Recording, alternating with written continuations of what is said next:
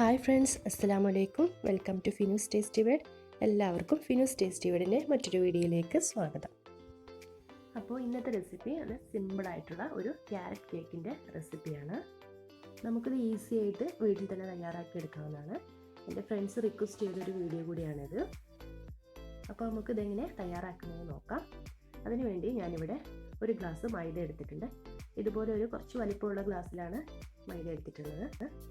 അത് ഞാൻ ഒരു അരിപ്പയിലേക്ക് ഇട്ടിട്ട് അതിലേക്ക് ഒരു 1/2 ടീസ്പൂൺ ബേക്കിംഗ് പൗഡർ ചേർത്ത് കൊടുക്കുന്നുണ്ട്. ഒരു നുള്ള് ഉപ്പ് കൂടെ ചേർത്തിട്ട് ഇതൊന്ന് അരിച്ചെടുക്കണം. നന്നായിട്ടൊന്ന് മിക്സ് ചെയ്ത് കൊടുക്കുക. എന്നിട്ട് ഒന്ന് അരിച്ചെടുക്കുക. 2-3 പ്രാവശ്യം ഇങ്ങനെ അരിച്ചെടുത്താൽ നല്ലതാണ്. അതിലുള്ള തരിയൊക്കെ നമുക്ക് ഒന്ന് പുറത്തേക്ക് കളയാം. ഇനി ഞാനിവിടെ റൂം ടെമ്പറേച്ചറിലുള്ള ഒരു 4 മുട്ട എടുത്തിട്ടുണ്ട്. ഇനി ഇതിൻ്റെ എഗ് വൈറ്റ് മാത്രം ഒരു ബൗളിലേക്ക് ഇട്ട് കൊടുക്കുക. എന്നിട്ട് അത് നന്നായിട്ടൊന്ന് ബീറ്റ് ചെയ്തെടുക്കുക. കേക്ക് കുറച്ചുകൂടെ നല്ല സോഫ്റ്റ് ആവാൻ വേണ്ടിയിട്ടാണ് ഈ എഗ് വൈറ്റും എഗ് യോക്കും സെപ്പറേറ്റ് ആക്കി എടുക്കുന്നത്. ഇത് മിക്സിയിലും ചെയ്തെടുക്കാവുന്നതാണ്. അങ്ങനെ ചെയ്യുന്ന സമയത്ത് ഒന്നിച്ച് ഇട്ട് കൊടുത്താൽ മതി മിക്സിയിലേക്ക്.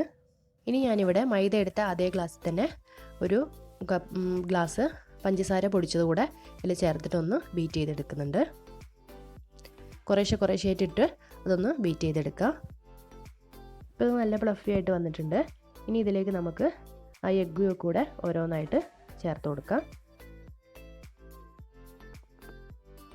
ഇനി ഒരു ക്രീമി സ്ട്രക്ചർ ആവുന്നത് വരെ ഇതൊന്ന് ബീറ്റ് ചെയ്തെടുക്കണം. നമുക്ക് മുട്ട എടുക്കുമ്പോൾ എപ്പോഴും നമ്മൾ റൂം ടെമ്പറേച്ചറിലുള്ള മുട്ട എടുക്കാൻ ശ്രദ്ധിക്കുക.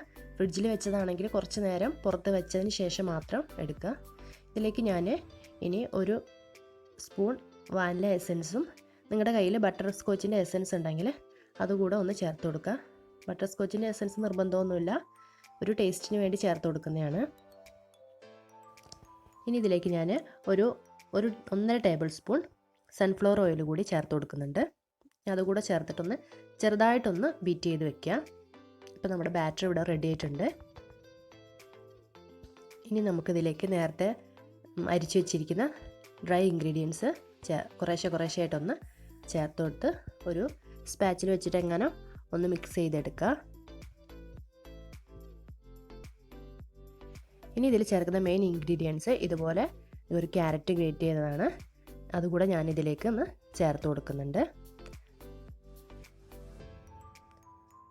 ക്യാരറ്റ് കൂടെ ചേർത്തിട്ട് നമുക്കിതൊന്ന് ചെറുതായിട്ടൊന്ന് മിക്സ് ചെയ്ത് കൊടുക്കുക.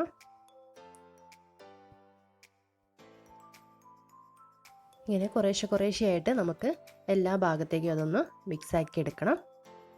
ഇനി നമുക്കൊരു കേക്ക് ടിന് സെറ്റാക്കി എടുക്കാം. കുറച്ച് എണ്ണ തേച്ചിട്ട് അതിലൊരു ബട്ടർ പേപ്പർ കൂടെ വെച്ച് കൊടുത്തിട്ടുണ്ട്.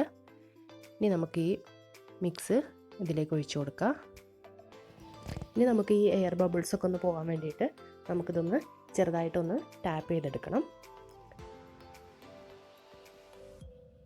ഇനി നമുക്ക് ഇതുപോലെ ഒരു പാത്രത്തിൽ ഒരു സ്റ്റാൻഡ് വെച്ചിട്ട് കുറച്ച് നേരത്തെ ഞാനിതൊന്ന് പ്രീ ഹീറ്റ് ചെയ്യാൻ വെച്ചിരുന്നു. ഇനി നമുക്ക് ഈ കേക്കിൻ്റെ ടിന്ന് ഇതിലേക്ക് വെച്ച് കൊടുക്കാം. എന്നിട്ട് ഇതൊന്ന് മൂടി വെച്ചിട്ട് സിമ്മിലിട്ടിട്ടൊന്ന് 1/2 മണിക്കൂർ നേരം നമുക്കിതൊന്ന് ബേക്ക് ചെയ്തെടുക്കണം. നമ്മുടെ കേക്ക് റെഡിയായി വന്നിട്ടുണ്ട്.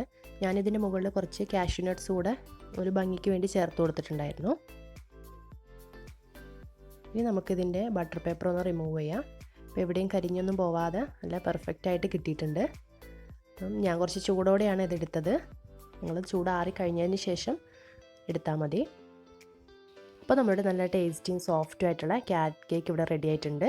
അപ്പോൾ നിങ്ങളെല്ലാവരും ഒന്ന് ട്രൈ ചെയ്ത് നോക്കുക.